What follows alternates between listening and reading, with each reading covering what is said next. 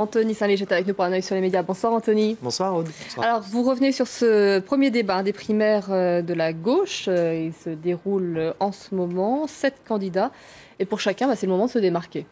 Oui, avec 2 enjeux principaux. D'abord, donner envie aux électeurs de se mobiliser et d'aller aux urnes les 22 et 29 janvier prochains. Et puis aussi débattre sans s'étriper en parlant d'économie, de sécurité, de république, d'islam, de laïcité. Bref, de nombreux thèmes en peu de temps au final.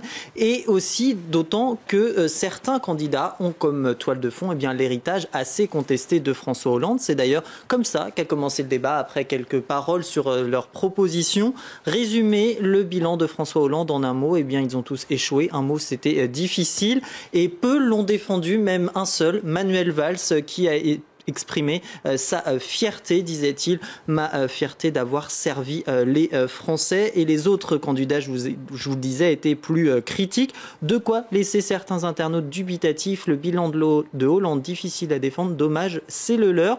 Et d'ailleurs, la maire de Paris, Anne Hidalgo, dès ce matin faisait parler d'elle puisqu'elle estimait qu'il y avait eu un immense gâchis pendant ce quinquennat, désignant comme responsable François Hollande lui-même, bien sûr, mais aussi Emmanuel Macron, qui, on le précise, ne se présente pas à la primaire de gauche, et Manuel Valls, disait-elle.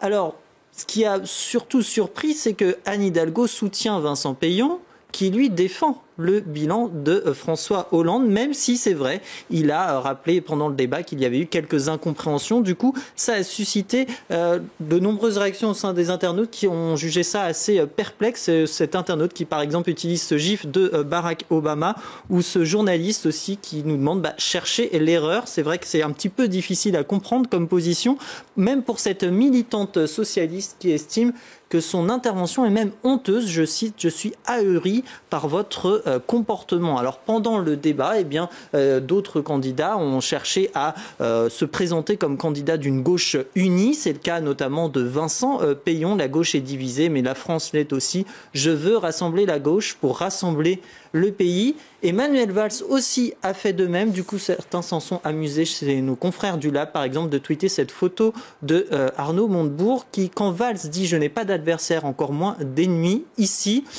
certains en doutent. On peut le comprendre d'ailleurs. Pour certains internautes, ce n'était même pas la primaire de la gauche, mais même une nouvelle primaire de droite pour certains. Hashtag pas ma gauche, voire même une refonte du congrès du Parti socialiste. Cet internaute qui tweetait avant le débat que le décor mentionnait la primaire de gauche. Or, c'est celle du Parti socialiste avec ce hashtag « Prends-moi pour un poisson rouge », un hashtag très repris par les militants d'extrême gauche du nom d'une des campagnes de Jean-Luc Mélenchon. Mélenchon qui, lui, est candidat à la présidentielle, mais sans passer donc par cette primaire. Oui, d'autant qu'il a obtenu plus de 500 parrainages, 517 au total. Donc 500 parrainages, c'est le seuil requis pour se présenter. Et qui a tweeté également ceci: « Je vais me dédoubler le 5 février. Je serai en chair et en os à Lyon et à Paris par hologramme », une manière de faire campagne coûte que coûte et de préciser que c'était une première mondiale, sauf que ce n'est pas tout à fait vrai puisque avant lui, le prince Charles l'avait fait en 2008, le premier ministre indien Narendra Modi en 2014, tout comme le président, autrefois premier ministre turc Recep Tayyip Erdogan, également en 2014. Alors c'est vrai que par rapport à ses prédécesseurs, lui sera en direct et ce ne sera pas enregistré en studio. Mais cette méthode en a fait réagir plus d'un sur les réseaux sociaux. Cette journaliste d'Europe 1 se pose la question de savoir si ce n'est pas le signe d'un ego un peu surdimensionné.